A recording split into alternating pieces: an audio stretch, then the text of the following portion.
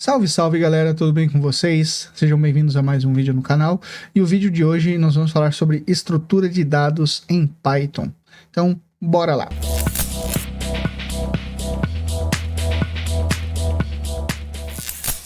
Hoje eu vou falar um pouquinho mais conceitual, tá? Não vai ter muito, eu não vou escrever muito código, mas eu vou explicar muita coisa com relação às estruturas de dados que nós encontramos no Python, tá? As principais estruturas que nós encontramos são as listas, as tuplas, os sets e os dicionários, tá? A lista, ela é a estrutura mais comum, a estrutura que a gente mais utiliza, por ela ser generalista, então ela pode ser usada para qualquer coisa que a gente precise, tá? É de longe a estrutura de dados mais usada na programação, tanto em Python quanto qualquer outra linguagem. Ela pode aumentar e diminuir de tamanho quanto você precisar, ela é sempre sequencial e é ordenável, então tu pode colocar na ordem que tu precisar ali, beleza? As tuplas, por sua vez, elas são imutáveis, então não é possível adicionar ou remover itens nas tuplas, tá? Então elas são perfeitas para os dados fixos. Quando tu tem certeza que nada vai mudar ali nos teus dados, tu pode utilizar a tupla. Ela é mais performática que as listas e ela é sempre sequencial também. Tá?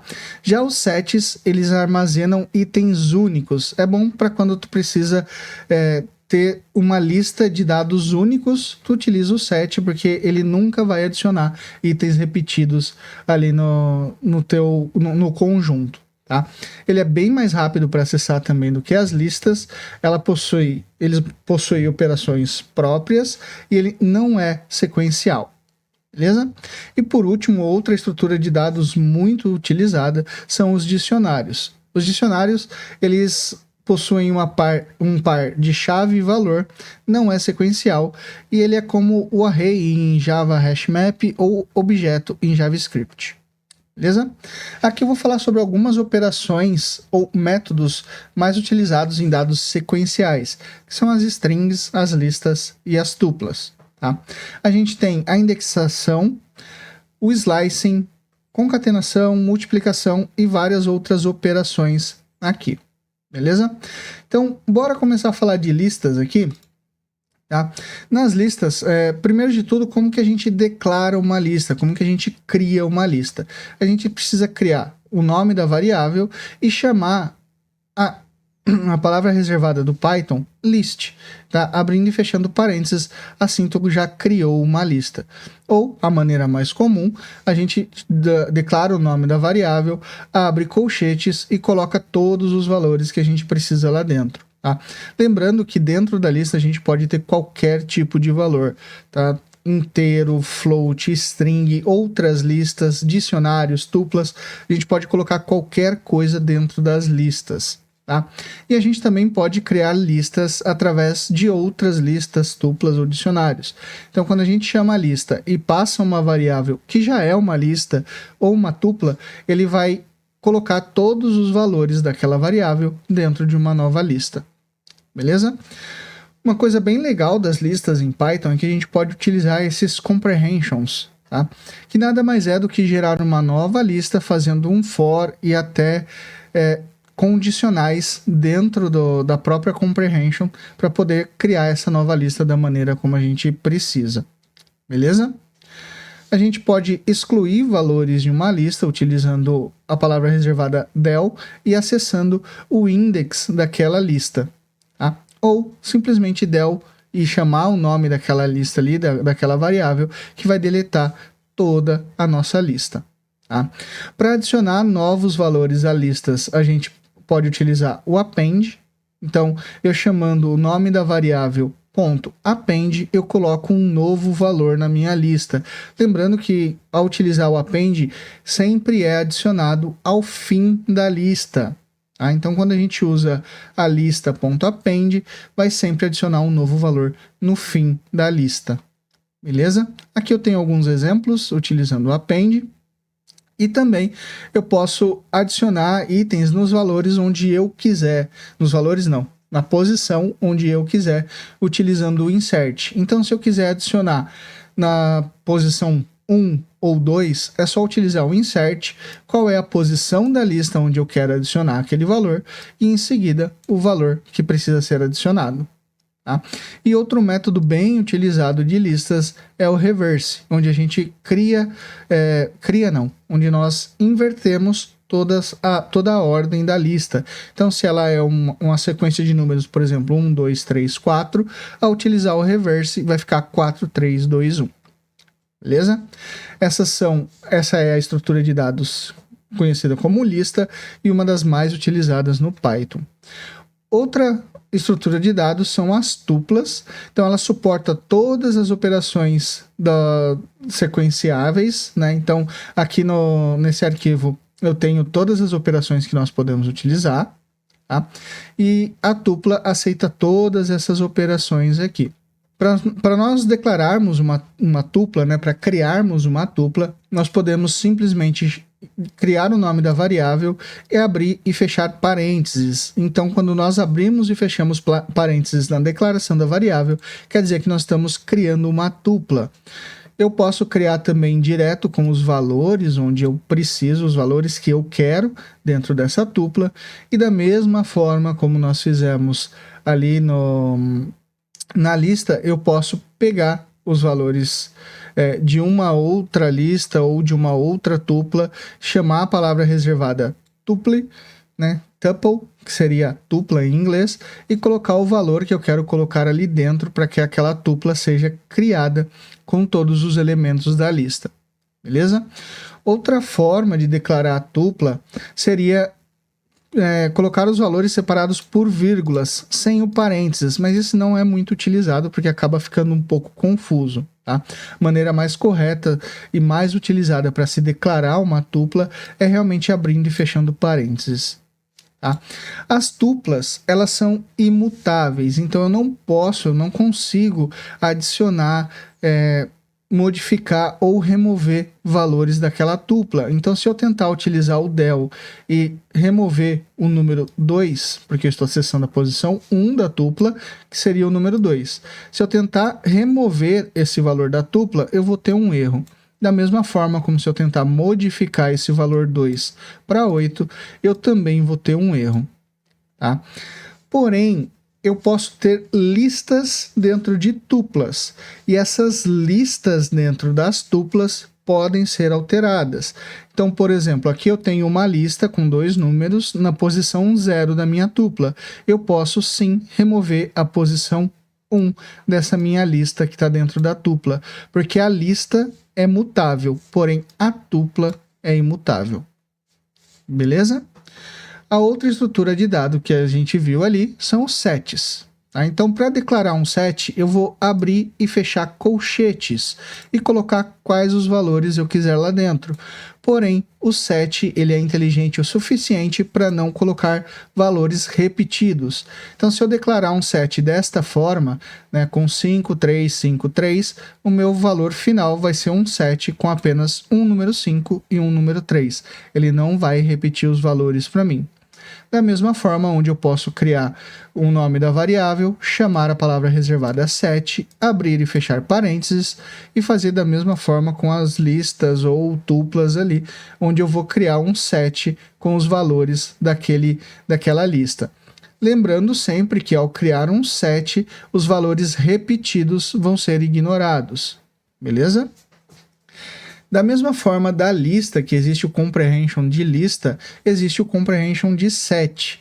Então eu posso fazer loops for, condicionais, tudo dentro de um set para já ter o valor que eu preciso ali. Tá? As operações básicas do set são o add e o remove. Tá? Os mais básicos ali, onde eu posso adicionar e remover valores no meu set. Lembrando que se no meu set eu já tiver o valor 22, ele não vai ser adicionado novamente, tá? Porque o set vai sempre manter valores únicos aqui dentro dele, beleza?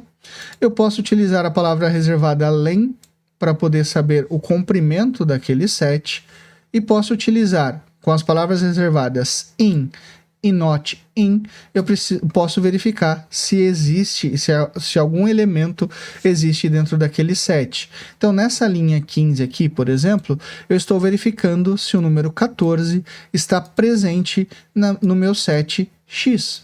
Tá?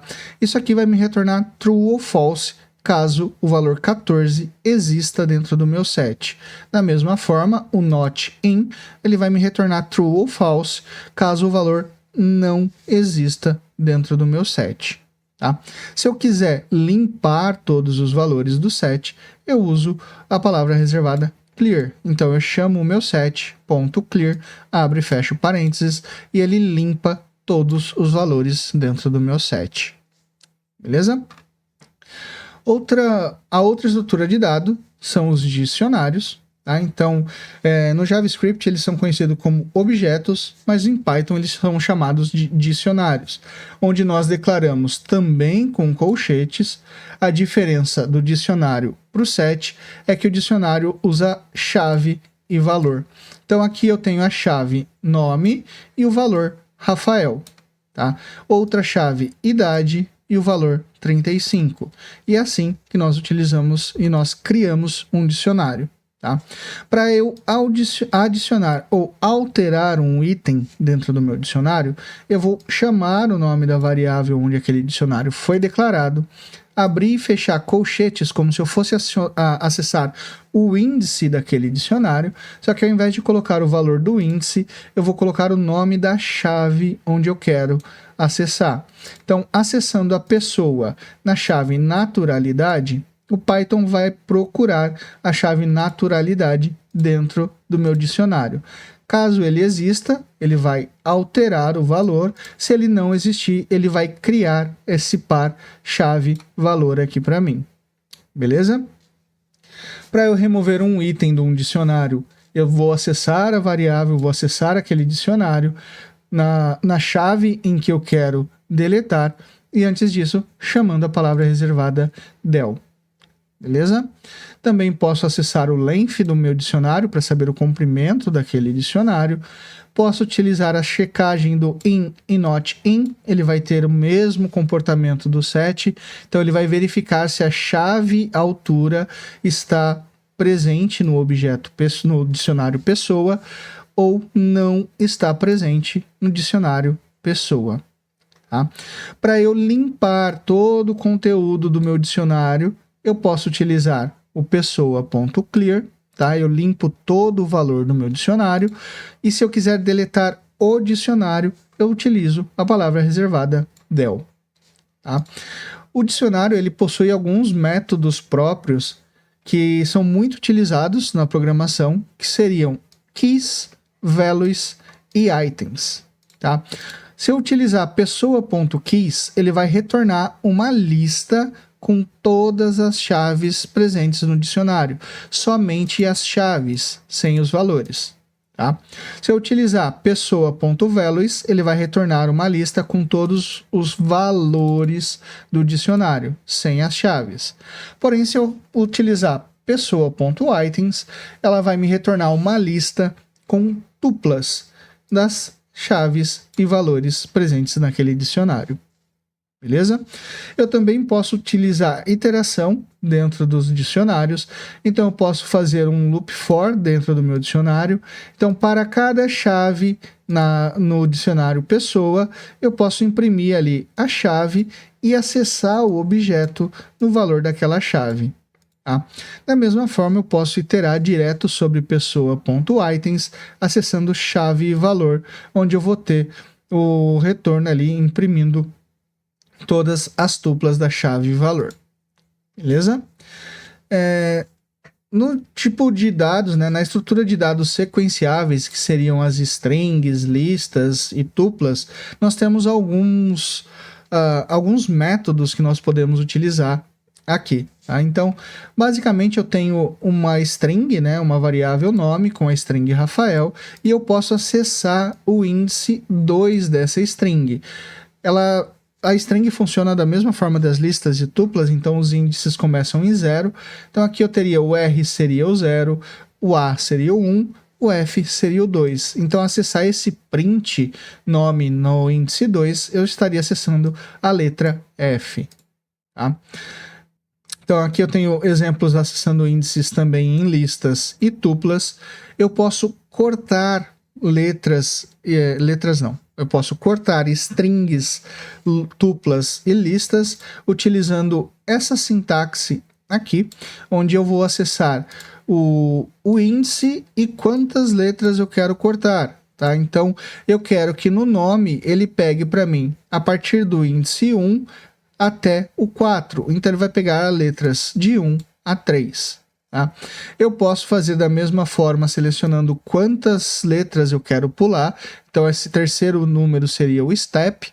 Eu quero que pegue a partir da letra 1 até a letra 5, de 2 em 2. Tá? Eu posso pegar da letra 3 até o final da palavra. Eu posso pegar do 0 até o índice onde eu necessite pegar, né? Lembrando que tudo isso daqui é string, listas e tuplas, beleza? Eu posso pegar a última letra ou o último item utilizando o -1. Eu posso pegar os últimos valores de uma string ou de uma lista utilizando o valor que eu quero, né? Depois do menos, e utilizando 2 pontos sem valor nenhum após, porque aí eu vou informar para o Python que eu quero, a partir da última letra, quantas letras, quantos itens eu preciso. Tá? E se eu utilizar dessa última forma aqui, onde eu coloco 2 pontos, sem nada antes, -2, quer dizer que eu vou pegar tudo do começo, menos os últimos elementos, menos os últimos 2 elementos. Tá? Eu posso fazer somas ou concatenações. Então, como eu tenho o nome aqui em cima e o sobrenome aqui embaixo, para criar o nome completo, eu posso somar o nome, um espaço vazio e o meu sobrenome. Então, eu vou concatenar essas 3 strings em uma só. Tá? Da mesma forma como eu posso concatenar listas. Então, aqui em cima eu tenho listas de nome 1, listas de nome 2. E para criar listas de nome 3, eu vou concatenar as duas listas. Então, ele vai pegar o valor da lista 2 e colocar dentro da minha lista 1. Beleza? Eu também posso fazer multiplicações aqui. Então, quando eu declaro uma variável e falo que eu quero aquela string vezes 3, ele vai colocar 3 vezes a mesma string para mim dentro da variável. Tá? Posso iterar também sobre listas, tuplas e strings. Então, se eu fizer um for letra em nome, eu vou ter um print ali de todas as letras daquela string. Tá? E se eu precisar do index, aqui faltou um enumerate. Tá? Então, se eu precisar do index daquela letra, o valor realmente o valor do index, tá? Eu posso utilizar a função enumerate, que ele vai trazer para mim o index e o valor. Beleza?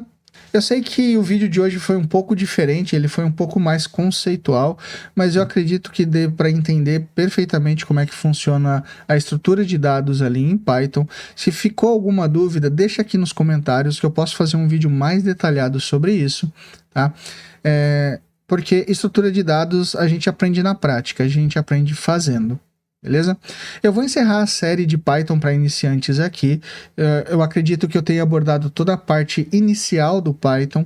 Se vocês quiserem ver mais coisas com Python, deixa aqui nos comentários que eu posso fazer mais vídeos de Python para vocês, beleza? Então é isso, galera. Tamo junto. Valeu, até a próxima.